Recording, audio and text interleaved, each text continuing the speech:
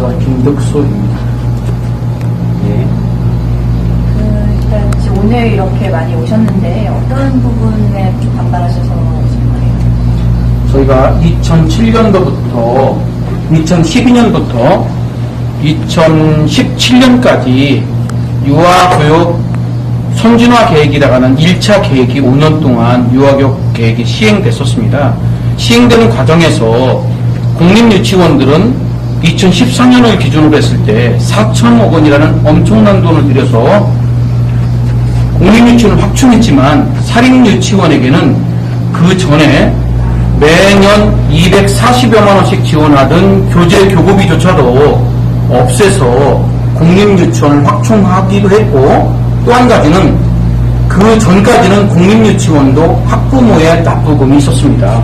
그런데 사립유치원의 학부모의 납부금들은 줄여주기 위한 정부의 재정 지원이 전혀 없는데 비해 공립유치원은 납부금이 있던 것을 영원으로 만드는 그런 일들이 지속되다 보니 제2차 유아교육 발전계획이 올해 만들어져서 2018년부터 2022년까지 사용하게 됩니다. 그 사용하는 계획을 저희가 받아보니 1차년도와 똑같게 공립유치원은 엄청난 지원하는 제도들이 있고 사립유치원은 지원하는 제도가 전혀 없는 상태이기 때문에 사립유치원을 하고 있는 회원들이 그렇게 편파적으로 운영하고 있는 유아교육에 관련돼서 정하기 위해서 이렇게 모였습니다.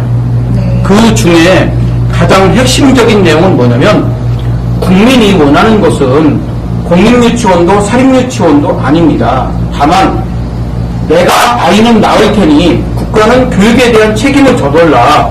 근데 지금 현재 공립유치원은 납부금이 없는 상태이고 사립유치원은 납부금이 월 평균 21만 4천 원 정도를 납부하게 됩니다. 그러다 보니까 공짜인 공립유치원을 확충해 달라는 것이지, 그러다 보니까 선거 공약에도 공립유치원을 40% 만든다는 공약이 되어져 있지만 실제 국민의 요구는 무엇이냐면 아이는 내가 낳고 국가는 교육을 책임져 주는 제도입니다.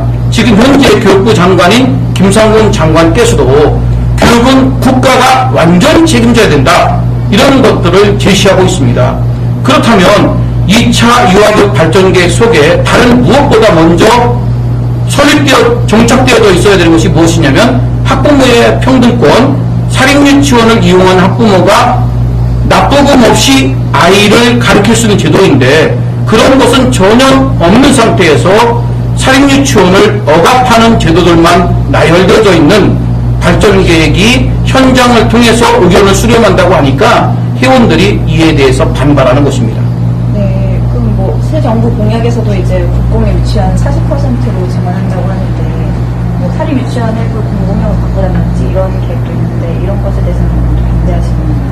네, 저는 그 부분을 반대하지 않고의 문제가 아니라 먼저 국가가 약속한 것처럼 공립유치원과 사립유치원을 이용한 학부모가 동일한 납부금, 다른 말로 하면 이 공약대로 말하면 국가 교육 완전 책임제니까 전혀 납부금을 납부하지 않는 상태가 이루어진다면 지금 국민들이 말하고 있는 공립유치원 40%를 지어달라고 하는 것은 정책 자체가 필요 없는 상태가 됩니다.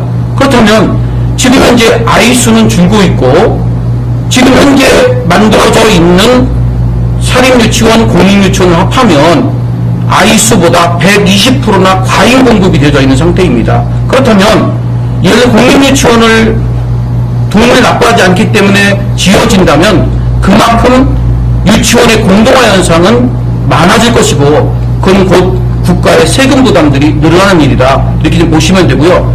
또 한 가지는 공립유치원을 만들어지면 유치원을 운영하는데 가장 많이 소요되는 것이 인건비입니다. 채용된 교육공무원 교사들은 그들의 정년까지 아이가 없더라도 국가가 보장할 수밖에 없기 때문에 지금 현재 공립유치원을 짓는 것은 결과적으로 앞으로 30년 내지 40년 동안에 국가 채무를 지속적으로 늘리는 것이다, 이렇게 인식하고 유아교육 정책을 바로 세워야 된다라고 보고 있습니다. 지금 가장 이제 원하시는 걸 좀 간략하게 좀 제가 그래서 지금 현재 교육부가 이 논의를 하기에 앞서 먼저 국민들이 가장 바라는 것이 무엇일까? 그것은 다른 말로 하면 딱 한마디밖에 없어요. 공립을 이용하든 사립을 이용하든 학부모가 납부금을 동일하게 내는 것입니다. 그 상태가 먼저 선행된 다음에 그 이후에 유아교육 발전을 위해서는 어떤 계획들이 필요한지 라고 한다면 오늘 오셨던 모든 분들이 감히 지금까지 상상하지도 못했던 놀랍고 창조적인 새로운 정책들을 제시하는 아름답고 화학적인 자리가 되었을 텐데 국민의 가장 필요한 부분들은 외면한 채 사립유치원을 압박하는 정책 중심으로 새로운 2차 유아교육 발전 계획을 수립하려고 들다 보니 국가 교육부에 대한 불신이 많은 이 사립유치원을 운영하시는 설립자와 원장님, 관계자들이 이렇게 강하게 거부를 하는 것입니다. 네. 지금 이제 아직 이 연구 용역 시작된 지는 한 달 넘었는데 의견을 이렇게 나와서 표현할 수도 있었는데 단체 행동할 수밖에 없었다는 이유가 있어요. 우리는 과거에 살아온 삶의 경험들을 통해서 미래를 내다봅니다.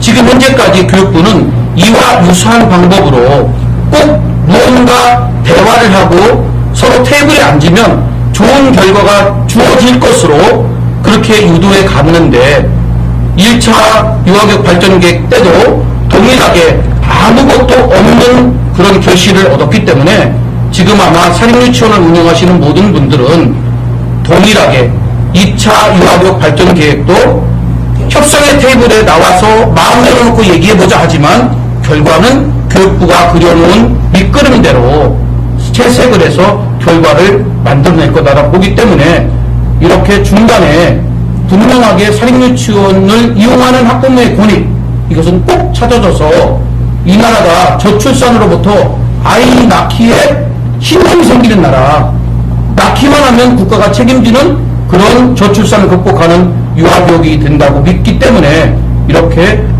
힘을 모아서 국가에게 우리의 의지를 표명하는 일이 오늘 이 서울시 교육청에서 이루어졌다고 생각합니다. 앞으로 또 뭐 계획 같은 게 있으세요? 우선 제가 교육부 장관 면담을 신청했기 때문에 충분히 김상곤 교육부 장관께서는 교육에 대해서는 국가가 완전 책임을 져야 된다고 약속하셨고 그 약속을 토대 위해서 서로 의견을 나눈다면 좋은 결과가 도출될 것이라고 믿습니다. 다만 그 한 말이 그냥 비어있는 공약과 같은 일들이 벌어진다면 그렇다면 우리는 지금 이 시점에서 국가는 사립유치원을 어떻게 해서라도 훼손하고자 하는 의도가 숨겨진 것처럼 비춰지는 이 현상은 바로잡기 위해서 반드시 해야 될 일을 때가 놓치기 전에 해야 된다 이렇게 믿고 있습니다. 네, 감사합니다. 네, 감사합니다. 네.